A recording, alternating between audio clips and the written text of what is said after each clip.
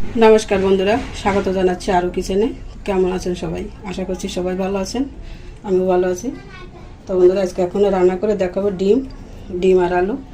আমি 6টা ডিম আগে থেকে সিদ্ধ করে বেছে নিয়েছি, আর একটা বড় মাপের আলু আমি এইভাবে করে কেটে নিয়েছি। আর নিয়েছি মশলা, এখানে পেঁয়াজ রসুন বাটা, আদা জিরা বাটা, আর নিয়েছি শুকনো লঙ্কার গুঁড়ো, আর নিয়েছি হলুদ। আমি একটু জল দিয়ে গুলিয়ে রেখে দিচ্ছি।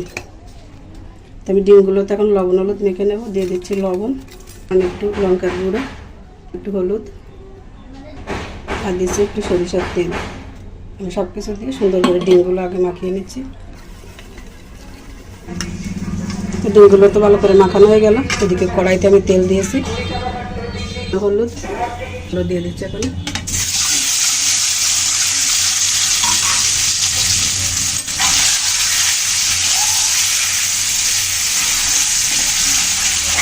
অল্প করে ডিমগুলোকে ভেজে নেব। ডিমগুলো তো ভেজে নিলাম, এখন আমি তুলে নেব।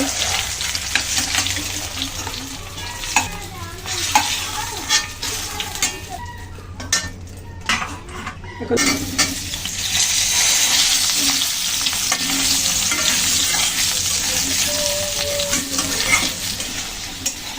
আলুগুলো ভেজে নিলাম, এখন আমি তুলে নিচ্ছি।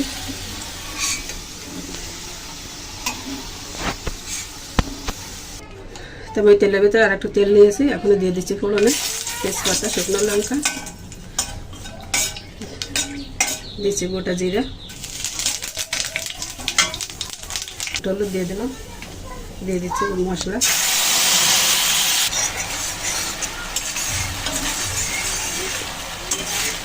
মশলাটা সুন্দর করে কষিয়ে নিলাম, দেখুন ঘরে কিন্তু তেল উঠে এসেছে। মশলাটা সুন্দর করে কষিয়ে নিলাম, এখন দিয়ে দিচ্ছি ভেজে রাখা ডিম আর আলু।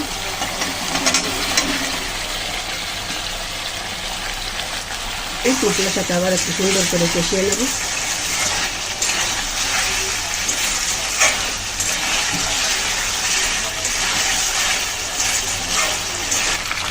দিচ্ছি পরিমাণ মতো লবণ,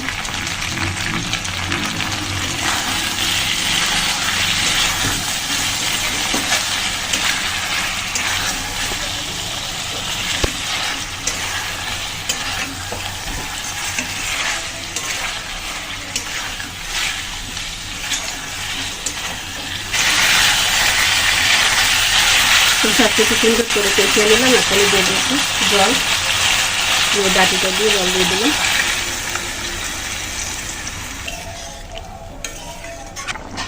তরকারিতে জাল এসে গেছে, এখন আমি ঢাকা দিয়ে দিচ্ছি। ঢাকনা খুলে দিচ্ছি। তো রান্না কিন্তু করা হয়ে গেছে। এখন আমি দিয়ে দিচ্ছি একটু আদা আর একটু জিরা বাটা।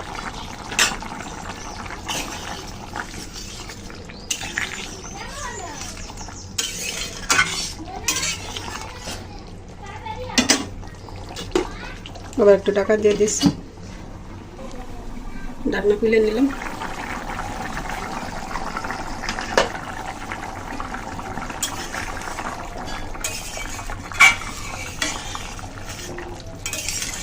আদা জিরা দিয়ে কিন্তু আমি অনেকক্ষণ জাল করে নিয়েছি।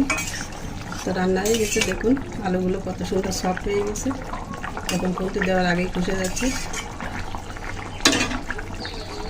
সব শেষে আমি এখন দিয়ে দিচ্ছি 1 চামচের মতো গুঁড়া গরম মশলা।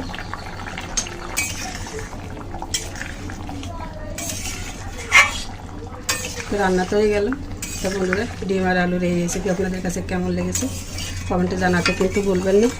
আর একান্তই যদি ভালো লেগে যায় তো চ্যানেলের সাথেই থাকতে পারেন, আমাদেরকে সাবস্ক্রাইব করে। আর ফেসবুক থেকে যারা দেখবেন তারা ফলো দিয়ে আমাদের সাথে থাকবেন। এইভাবে আমাদের ঘরোয়া রান্নাগুলো দেখার জন্য নিত্য সঙ্গী হয়ে। তো বন্ধুরা, এখন আমি নামিয়ে নিচ্ছি।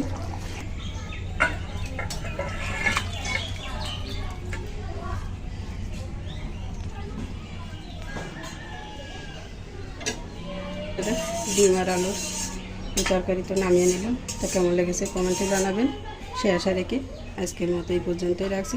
সবাইকে অসংখ্য ধন্যবাদ ও নমস্কার আমার সাথে এতক্ষণ থাকার জন্য।